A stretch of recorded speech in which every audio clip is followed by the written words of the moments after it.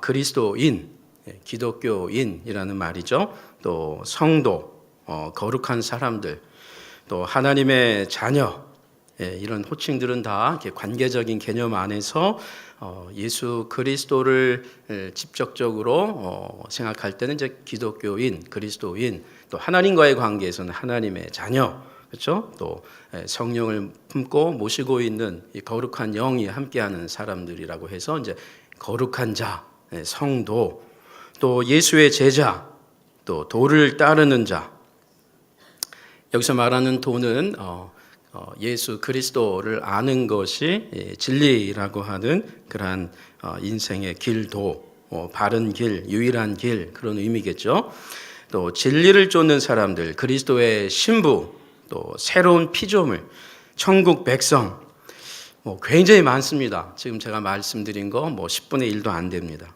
저는 오늘 예수님을 믿게 된 기독교인들이 누구이고 또 그 기독교인은 어떻게 살아야 하는가를 한 가지 호칭 또는 표현에 집중하면서 생각하고자 합니다. 그것은 바로 오늘 우리가 읽은 로마서 8장에서 나오는 내용입니다. 특별히 28절 이 한 절에 집중하면서 생각해 보고자 합니다. 이것은 오늘 제 말씀의 제목이기도 합니다. 부르심을 입은 사람들. 신약 성경에서 성도를 이렇게 부르심을 입은 사람들, 또 부르심을 입은 사람이라고 부르는 것은 최소한 32번이나 발견이 됩니다. 그 중에 두 구절을 보겠습니다. 먼저 에베소서 4장입니다. 몸이 하나요, 성령도 한 분이시니 이와 같이 너희가 부르심의 한 소망 안에서 부르심을 받았느니라. 여기 보면 사실 이 주어가 좀 빠져 있는데 이 한글 어법은 좀 주어가 자주 빠집니다. 밥 먹었어? 이렇게 하죠. 근데 사실은 이제 이 서구 어법은 항상 주어가 나오죠. 그렇죠? 너 밥 먹었어? 이렇게 묻죠. 그렇죠? 이 본문에서도 사실 이 주어가 앞에서부터 계속 나오는데 한글 번역상 계속 쓰는 것이 좀 안 맞다고 생각을 했는지 이 표현은 없습니다. 그러나 하나님으로부터 부르심을 받았느니라 라고 하는 말입니다. 그리고 오늘 우리가 읽은 로마서 8장 28절입니다. 우리가 알거니와 하나님을 사랑하는 자 곧 그의 뜻대로, 여기서도 그는 하나님의 뜻대로입니다. 하나님의 뜻대로 부르심을 입은 자들에게는 모든 것이 합력하여 선을 이루느니라. 여기도 보면 부르심을 입은 자들이라고 합니다. 여기 모든 것이 합력하여 선을 이룬다라는 표현도 사실 이 모든 것이 알아서 이렇게 서로 선을 이루게 된다 이렇게 보일 수가 있지만 사실 내용적으로는 하나님께서 모든 것들을 다 컨트롤하셔서 결국 선이 되게 하신다라는 말입니다. 계속적인 내용의 주어는 하나님입니다. 하나님께서 우리를 부르시고 그의 하나님의 뜻대로 모든 것을 합력하여서 선을 이루신다. 30절을 또 하나 보겠습니다. 로마서 8장 30절 우리가 읽은 내용입니다. 또 미리 정하신 그들을 역시 하나님께서라는 말이 있는데 우리 한글 어법에 없는 것뿐입니다. 또 하나님께서 미리 정하신 그들을 그리스도인입니다. 또한 하나님께서 부르시고 하나님께서 부르신 그들을 또한 하나님께서 의롭다 하시고 하나님께서 의롭다 하신 그들을 또한 하나님께서 영화롭게 하셨느니라.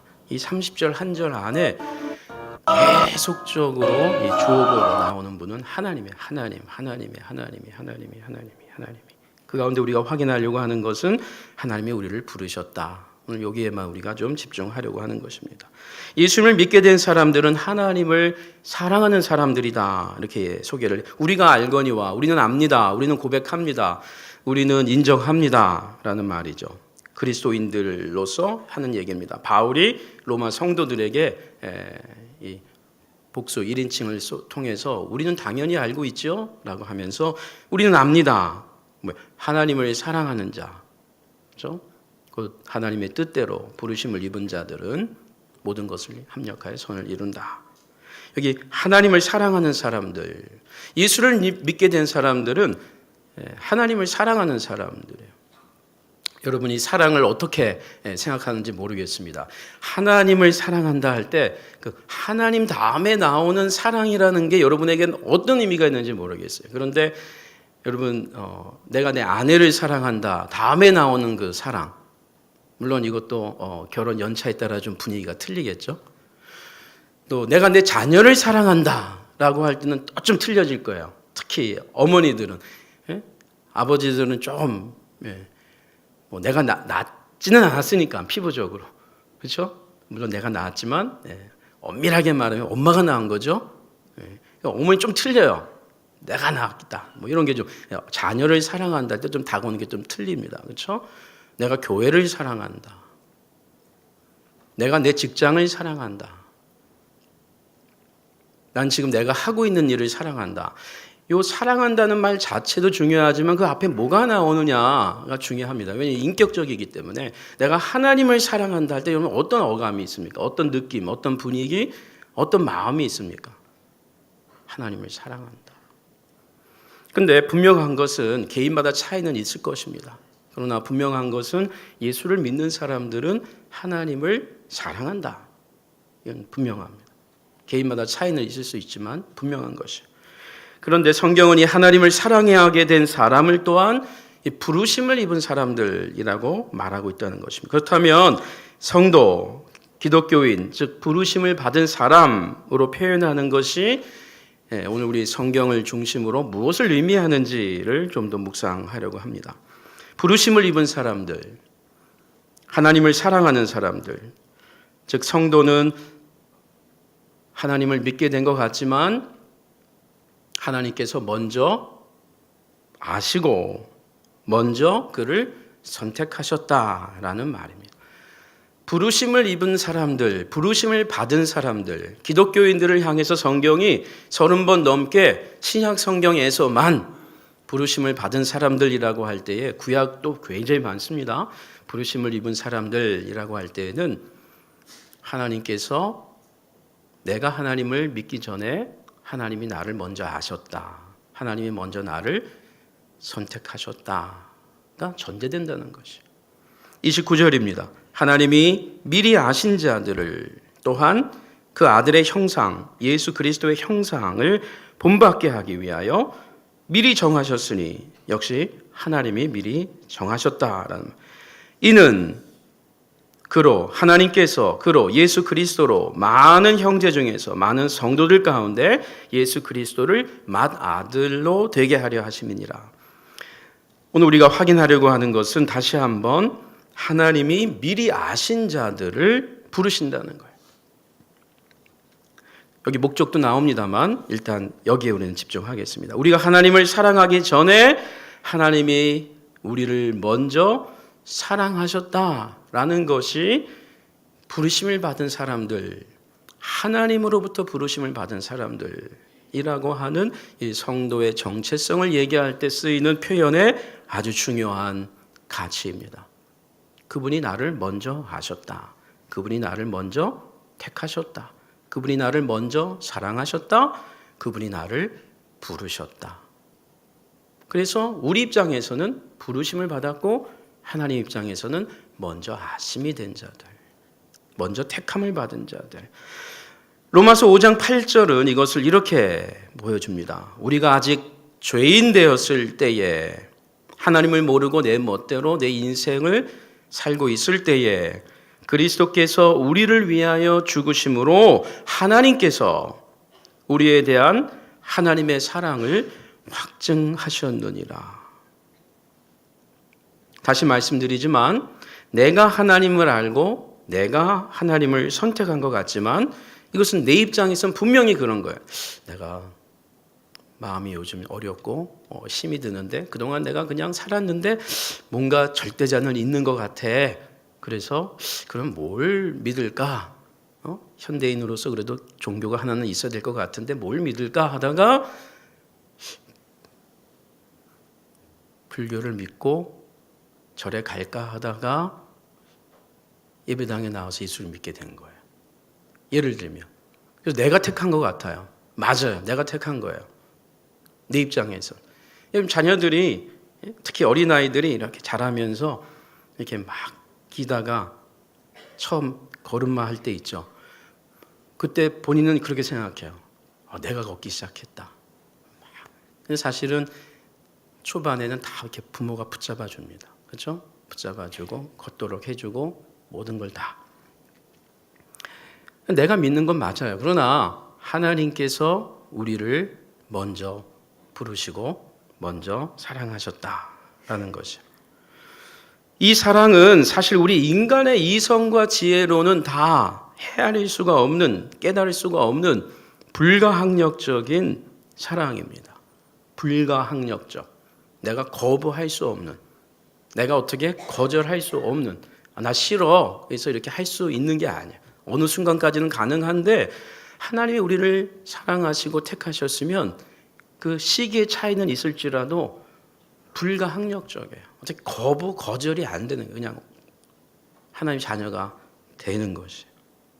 에베소서 1장은 이 은혜를, 이 부르심을 이렇게 이야기합니다. 찬송하리로다. 신약 성경에서 이렇게 먼저 선포를 하고 시작하는 구절이 많지가 않아요. 한 3군데밖에 없어요. 찬송하리로다. 이렇게 먼저 선언합니다. 하나님은 마땅히 찬송을 받으시기에 합당하신 분입니다를 먼저 찬송하리로다. 여러분 자녀들이 여러분에게 부모님에게 이렇게 먼저 얘기하고 시작하면 어떻게 하세요? 찬송하리로다. 하나님 곧 우리 주 예수 그리스도의 아버지께서 하나님이죠. 그리스도 안에서 우리의 하늘에 속한 모든 신령한 복을 우리에게 주시되 곧 창세전에 그리스도 안에서 우리를 택하사 우리로 사랑 안에서 그 앞에 거룩하고 흠이 없게 하시려고 창세전에 우리를 택했다. 창세전에 내가 태어나기 전에 내가 중학생 되기 전에 내가 부모님으로부터 조성이 되기 전에 창세전에 이거 여러분의 상상이 되세요? 컴퓨터에 놓으면 이게 나올 것 같아요? 인공지능이 아무리 발전해도 이게 나오지 않습니다. 나올 수가 없습니다. 창세전에 하나님 우리를 택하셨다. 이건 하나님만이 하실 수 있는 거예요. 왜? 하나님이 창세전에 계셔서 창세전에 천지를 만드신 하나님. 자녀들이 자랄 때에도 유사한 것들이 있죠. 그렇죠? 본인이 태어나기 전에 또 태어나서 그렇죠? 모든 것을 아는 부모 입장에서의 그 자녀를 보는 거하고 그 자녀가 내가 내 나이 때가 돼서 이렇게 알아나가는 거 이렇게 봤을 때 부모가 자녀를 볼 때에도 그렇게 얘기할 수 있어요. 그렇죠? 자녀가 뭐를 결정한 것 같지만 부모가 이렇게 미리. 오늘 이 자리에 계신 분들은 내가 하나님을 믿는다라고 말을 할 수 있는 분들입니다. 잘못된 표현이 절대로 아니에요. 그런데 성경은 우리가 하나님을 믿는 것이기도 하지만 이런 일이 있기 전에 하나님이 우리를 미리 선택하셨다라고 합니다. 1년 전, 10년 전, 20년 전 아닙니다. 창세전입니다. 창세전. 놀라운 일이 아닐 수가 없습니다. 이것은 그야말로 신비로운 일입니다. 저와 여러분이 예수 그리스도를 어느 순간부터 믿게 된 것, 이것은 정말 이 세상에서 가장 신비로운 일 중에 하나입니다. 그냥 예배당 왔다 갔다 하는 것이 아니고 정말 하나님을 내가 사랑하는 존재로 바뀌게 된 것. 나만 알고 살았던 사람, 내 직장만을 생각했던, 내 사업만을 알았던, 내 자녀들만 생각했던 사람이 하나님을 사랑하게 되고 그리고 어느 순간부터 하나님을 더 사랑하고 아니 하나님이 나의 전부구나. 그 하나님을 사랑해야 내가 그야말로 인간다운 인간이 되는 거구나를 알게 되는 것은 이것은 기적입니다. 기적. 그래서 우리가 한번 이렇게 인사를 좀 나눠야 되겠습니다. 옆에 있는 분을 좀 보시고 잠에서 좀 깨어나셔서 한번 얼굴을 보시고 성도님은 하나님의 기적입니다. 이렇게 한번 인사해요. 성도님은 하나님의 이름을 알면 이름을 불러주세요. 기적처럼 안 보시는데 정말 기적입니다. 이 로또 당첨보다 더 기적인 것입니다. 우리가 어떻게 해서 이 자리에 앉아 있는가? 기적입니다. 기적. 요즘 성도답지 못한 생활 때문에 혹 힘이 빠져 있는 분이 있습니까? 혹 자신의 이 괴팍한 성격 때문에 인간관계가 점점 어려워지고 좋은 관계도 깨지고 있는 그런 분이 계십니까? 교회 나올 때마다 하나님께 죄송스럽고 그래서 교회에 나가지 말고 오늘은 좀 집에서 쉬어야 되겠다라고 생각하다가 또 오늘 이 자리에 나오신 분이 혹 있습니까? 나는 교회 나갈 체질이 아닌 것 같아 라고 자신을 판단하는 분이 혹 있습니까? 이런 고민이나 문제가 있는 것은 더 양육을 받아야 하고 더 성숙해야 할, 더 성경 말씀을 깨달아야 할 성도인 것은 분명합니다. 하지만 우리가 하나님의 자녀가 되는 것은 우리의 어떤 선한 행위나 어떤 우리의 공덕으로 되는 것이 결코 아닙니다. 하나님의 자녀가 되는 이 축복은 오로지 하나님의 선수적인 우선적인 사랑과 은혜, 그분의 선택으로 말미암는 것입니다. 성도는 이 진리를 언제 어디서나 늘 기억해야 합니다. 에베소서 2장 3절 이하에 그때 너희는 지금 현재 성도이지만 그 과거의 한때를 상기시키는 말입니다. 그 가운데서 행하여 이 세상 풍조를 따르고 공중의 권세 잡은 자 따랐으니 곧 지금 불순종의 아들들 가운데에서 역사하는 영이라. 전에는 우리도 다 그 가운데에서 우리 육체의 욕심을 따라 지내며 육체와 마음이 원하는 것을 하여 그 당시엔 이걸 몰랐어요. 이게 선하고 이게 좋고 이거 당연한 거고 다른 사람들도 이렇게 살고 오히려 내가 더 도덕적이다 다른 사람에 비하면 하고 살았던 사람이 예수 그리스도를 믿고 난 다음에 그 옛날을 돌이켜 보니까 욕심을 위해서 살았구나. 내 마음에 원하는 것을 위해서만 살았구나. 그냥 나박이 죽을지도 모르고 불을 향해서 막 달려나가는 그런 삶을 인생을 내가 살았구나 라고 하는 것을 깨닫게 된다는 거죠. 그래서 다른 이들과 같이 본질상 진노의 자녀이었더니 긍휼이 풍성하신 하나님이 우리를 사랑하신 그 큰 사랑을 인하여 허물로 죽은 우리를 그리스도와 함께 살리셨고 너희는 은혜로 구원을 받은 것이라. 우리가 한때 성경은 이렇게 얘기해요. 그냥 좀 잘못 산 것이 아니고 죽었다. 죽은 자들이다. 죽어버린 자들이다. 죽었다. 근데 지금 우리를 살리셨다. 허물로 죽은 우리를 그리스도와 함께 살리셨다. 이것은 하나님의 은혜다라고 이야기하는 거예요. 바울이 처음에는 자신이 예수 그리스도를 믿게 된 것을 어떻게 이해했냐면 다메섹 도상에서 나를 찾아오셔서 나를 부르신 하나님, 부르신 예수님으로 그가 알게 됩니다. 사도행전 9장에서. 그리고 조금 시간이 지나면서 그는 갈라디아서 1장에서 이렇게 고백을 합니다. 하나님께서 예수 그리스도께서 나를 모태에서 나를 택하시고 사랑하셨습니다. 라고 그렇게 고백합니다. 그리고 시간이 좀 더 지나면서 그가 하나님을 깊이 묵상하면서 에베소서 1장처럼 창세전에 나를 택하신 분이다 라고 고백을 합니다. 하나님께서는 우리를 그렇게 사랑하시고 택하신 분입니다. 다시 기억하기 원합니다. 꼭 기억하셔야 합니다. 성도는 하나님을 믿는 자라면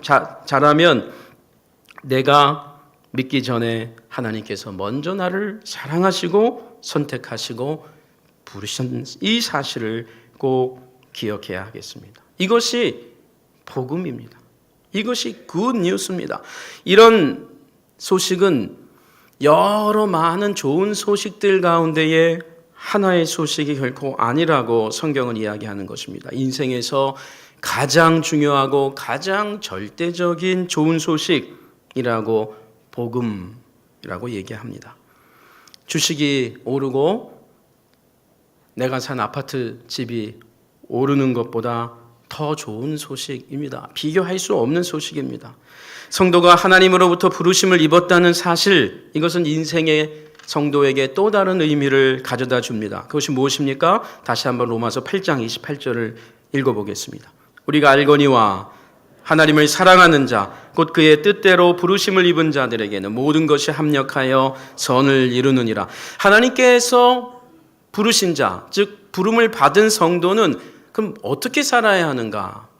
무엇을 위해 살아야 될 사람들인가가 요구된다는 것입니다. 그것은 하나님께서 우리를 부르신 그 하나님이 계시다면, 우리를 부르신 분이 계시다면, 그러면 그분의 뜻대로, 그분의 우리를 부르신 목적을 따라 살아야 된다라는 것이 오늘 본문의 증언입니다. 하나님이 우리를 부르셨습니다. 왜 부르셨습니까? 그냥 장난삼아 우리를 부른 것이 아닙니다. 우리를 잘못 부른 것은 더더욱 아닙니다. 하나님 당신의 뜻을 이루기 위해서서 우리를 동역자로 선한 일을 위하여서 우리를 부르셨다라고 에베소에서도 말씀하십니다. 하나님이 이스라엘 역사 가운데 사람들을 부르십니다. 지금 말씀드린 사람들이 너무 유명해서 약간 좀 질릴 수 있겠지만, 그러나 하나님이 이스라엘 백성 전체를 부르셨어요. 하나님이 아브라함아 아브라함아 하고 하나님이 아브라함을 부르셨습니다. 그리고 나서 아브라함이 제멋대로 사는 삶이 아니야. 그 부르신 하나님의 뜻을 따라 삽니다. 그 부르신 하나님의 음성을 계속 듣게 됩니다. 하나님이 모세야 모세야 라고 부릅니다. 그리고 나서 그가 자기 인생을 쭉 살고 있다가 그가 이전에 생각할 수 없는 삶을 살게 됩니다. 그 사람을 죽이고 왔던 이집트로 되돌아가서 생각하지 못했던, 아니 가고 싶지 않았던 곳으로 그가 가게 됩니다. 하나님의 부르신 뜻 때문이었습니다. 하나님이 사무엘아 사무엘아 하고 그의 이름을 부르십니다. 목적을 갖고 부르시는 것이에요. 그리고 사무엘은 그 하나님의 부르심을 따라 죽는 순간까지 그 삶을 길을 가게 됩니다. 하나님만이 아닙니다. 이 땅에 오신, 아니 우리 예수님도 하나님께서 부르셨습니다. 예수님을 부르셨어요. 너는 내 사랑하는 아들, 내가 너를 기뻐한다. 그리고 예수님은 이제 일상적인 삶 속에서 그 삶을 내려놓고 그리고 이제 새로운 삶으로 나아갑니다. 하나님의 부르심입니다. 우리 예수님이 사람을 부르십니다.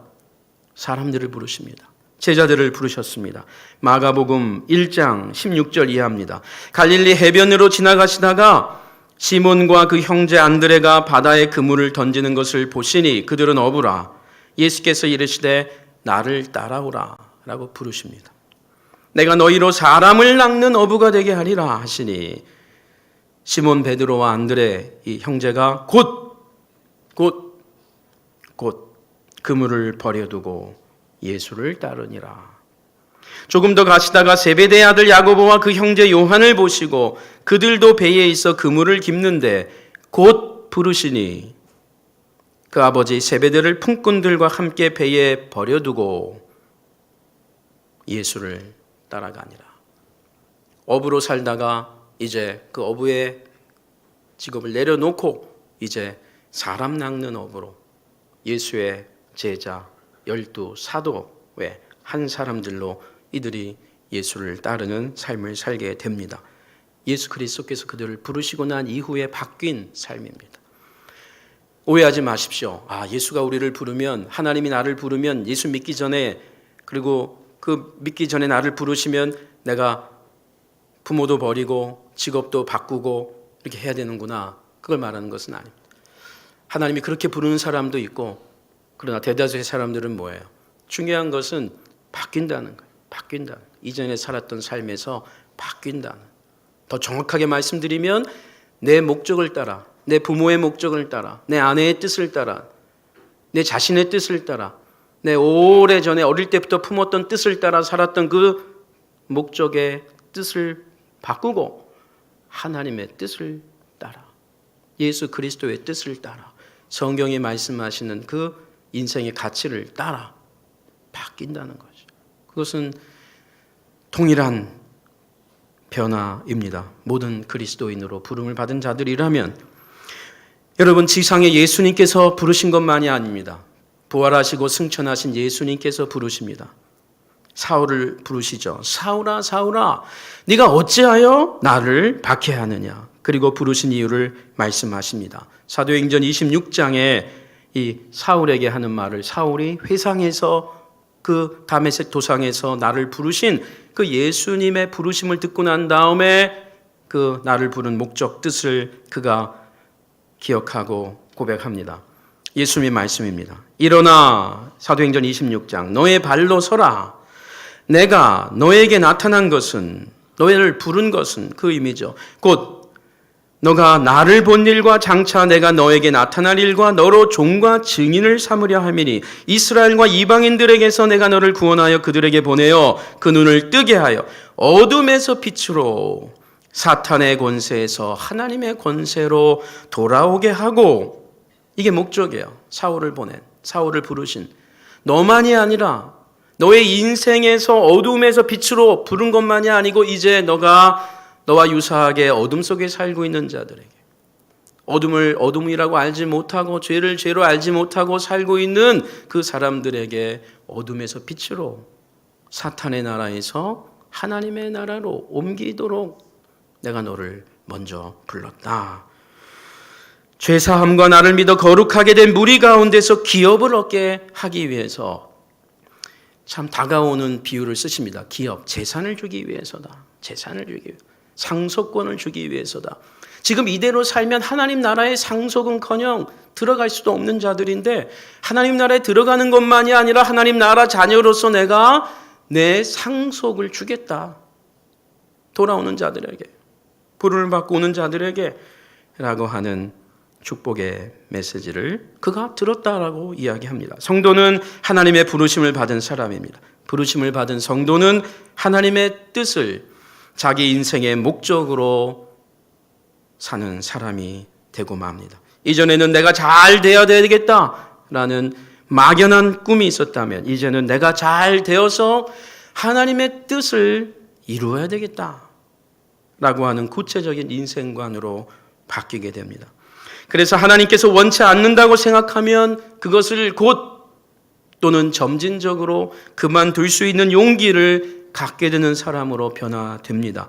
나아가서 하나님이 기뻐하실 일들을 나도 기뻐하게 되는 사람으로 변화되게 됩니다. 그렇기 때문에 성도는 하나님을 알지만 계속해서 그 하나님을 알아나가야 합니다.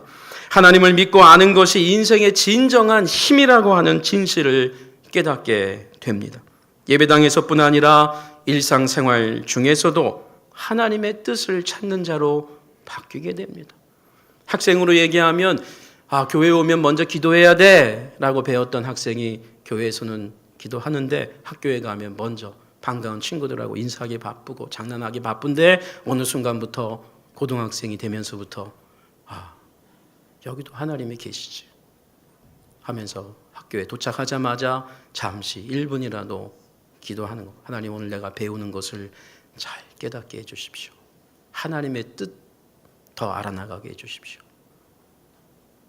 대학생이, 직장인이, 사업하는 사람이 어디를 가는 과정 속, 오늘 내가 중요한 사람을 만나는데 내 사업의 파트너를 만나러 가는 그 길가에서도 지하철 안에서도 하나님께 기도하는 사람이 되고 마는 것입니다. 왜요?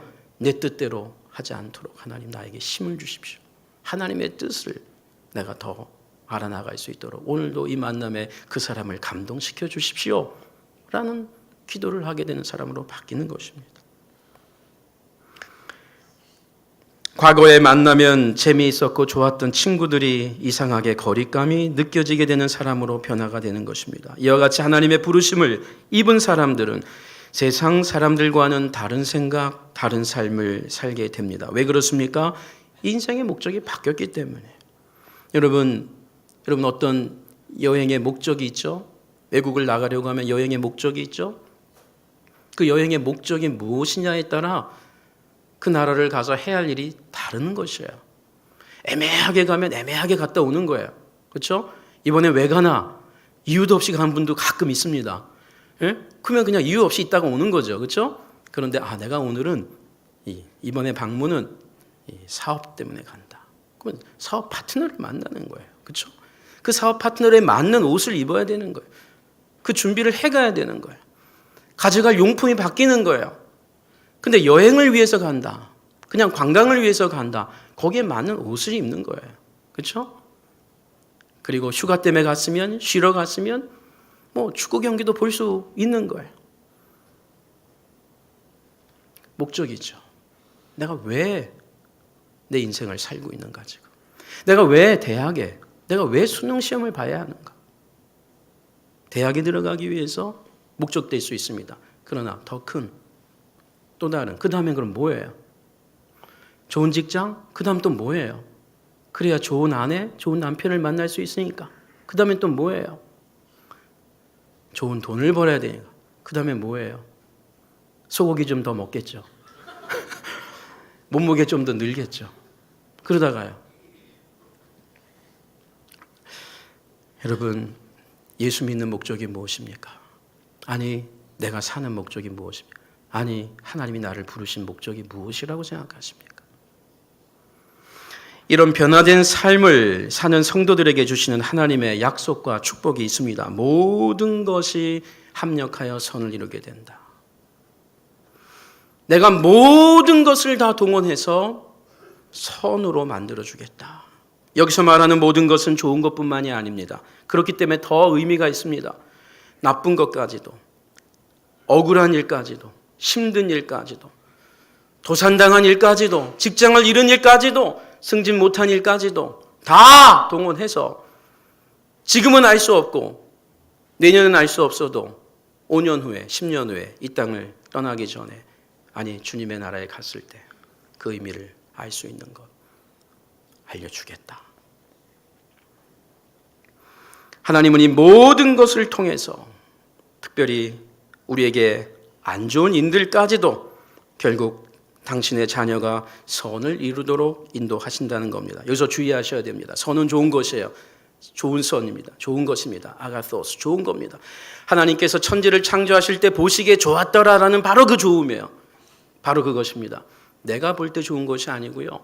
하나님이 우리를 부르셨기 때문에, 하나님이 우리를 향한 뜻이 있기 때문에, 그 뜻을 위해서 우리를 부르셨기 때문에 그 하나님의 뜻에 맞는 선을 이루어 가신다는 것이에요. 그것은 무엇보다 우리의 온전한 구원입니다. 이 로마서 8장에서 모든 것을 합력하여 선을 이루신다는 말은 내가 볼 때 좋아 보이는 것이기 이전에 하나님께서 보시기에 좋은 것인데, 그 좋은 것은 궁극적으로 뭔지 아세요? 우리를 버리지 않으시는, 우리가 절대로 구원에서 흔들리지 않도록 우리를 꽉꽉 지켜주신다는 그 선이에요. 온전한 구원으로 떨어지고 미끄러지고 예수 안 믿는 사람처럼 보이고 때로는 예수 믿는 자들에게, 믿지 않는 자들에게 우리가 멸시를 당할 때가 있을지라도 우리를 하나님의 사랑에서 끊을 수가 없느니라. 세상의 어떤 권세도 능력도 배고픔도 풍부함도 우리를 예수 그리스도의 그 은혜에서 끊을 수가 없는 그 선, 합력하여 선을 이루신다. 우리를 구원으로 인도하시겠다라는 그 약속입니다. 여러분, 이것이 잘 안 다가오십니까? 그게 선이었어. 그게 궁극적인 선이었어. 내가 그래도 좀 더 좋은 집으로 좀 더 이런 선이 아니라 그것도 포함되지만요. 여러분, 영생의 선으로 우리를 절대로 빼앗기지 아니하신다는 것이요. 이 세상에 어떤 일들을 만나도 우리를 구원으로 인도하신다. 이것이 자기 자녀를 포기하지 아니하시고 끝까지 우리를 붙잡고 보호하시겠다는 하나님의 선하심입니다. 마침내 저와 여러분이 풍성하게 누리게 될 온전한 구원입니다. 지금도 이 구원의 은혜 때문에 기뻐하시는 분이 있죠. 근데 여러분, 이 구원의 의미와 깊이와 넓이와 높이가 점점 풍성해져서 우리를 감당할 수 없는 사람으로 만들어 가시겠다는 것이에요. 주님께서는 자기 자녀를 부르신 후에 끝까지 그 인생을 책임지시겠다라는 말. 내가 내 자녀를 책임지겠다. 부모는 그 자녀를 끝까지 책임 못 져도 하나님은 우리를 책임지겠다라는 약속이에요. 여기에는 또 하나의 인생 교훈이 있습니다. 인생에서 벌어지는 이런저런 일들에, 그 하나하나 벌어지는 그때그때 일들에 너무 일희일비, 너무 좋아하거나 너무 슬퍼하지 말라는 겁니다. 인생 여정의 막다른 골목이나 낭떠러지 절벽 같은 절망적 상황을 맞이할 때가 있습니다. 우리 성도도. 하지만 그것이 결코 하나님의 자녀들의 끝이 아니라고 성경은 8장에서 계속적으로 얘기합니다. 하나님이 끝이라고 말하는 그때가 끝인 것입니다. 지난 초청주의를 통해 교회에 처음 나오신 분이 계시죠? 올 2018년에 들어와서 예수님을 믿게 된 분이 계시죠? 신앙생활 하신 지 10년이 넘은 분도 계시죠? 성경 말씀에 여러분의 귀를 활짝 여시기 바랍니다. 이전보다 더 깊고 더 높은 주님의 말씀을 따라가시기 바랍니다. 매 주일 예배가 기다려지고 감격적인 그런 예배가 되기를 원합니다. 언제요? 나를 부르신 그 하나님의 뜻을 점점 내가 초점을 맞출 때, 초점을 같이 맞출 때 공명한다고 그러죠. 공명. 그럴 때 놀라운 파장들이 일어납니다. 주파수가 맞을 때예요. 주파수가 맞을 때. 그래야 소리가 들리는 거예요. 10분 전에 예배당에 와서 참회와 감사의 기도로 준비하는 예배자로 변화되기를 원합니다. 성도들의 교제 가운데 우리의 말과 행위가 주님의 뜻을 이루는 은혜가 있기를 원합니다. 양심이 메마르고 불신이 만연해진 우리 사회 속에서도 저와 여러분, 유행가 제목 같아요. 여러분. 그리고 우리 은혜교회로 인해서 우리나라가 그래도 여전히 살만한 사회다, 살만한 국가다라고 하는 이 불신이 만연한 사회 가운데 저와 여러분 은혜교회로 인해서 좀 더 이 세상에 소망이 보이는 그런 일들이 일어나기를 원합니다. 준비한 영상 같이 보겠습니다.